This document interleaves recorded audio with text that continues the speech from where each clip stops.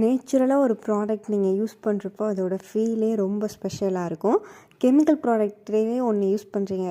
எக்ஸாம்பிளுக்கு போய் காட்டுறேன் பாருங்கள். கெமிக்கல் கோனே நீங்கள் யூஸ் பண்ணிகிட்டே இருக்கீங்க.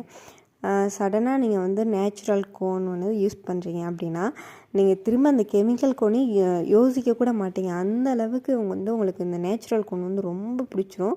ஸோ எனக்கு பர்சனலாக நான் ஆல்ரெடி ஒரு வீடியோ போட்டிருக்கேன். அவங்கள்ட்ட தான் எகைன் என்னோடய ப்ரைடல் மெஹந்தி வந்து வாங்கியிருந்தேன். ஸோ அவங்களே வந்து போட்டும் விட்டாங்க.